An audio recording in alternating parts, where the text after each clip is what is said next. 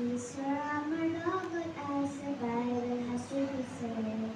ৰ'দ বৰষুণ পথাৰ শস্য বুজিবলৈ, সকলোতে দেৱা মাটিয়ে তৃপ্তি পাবলৈ।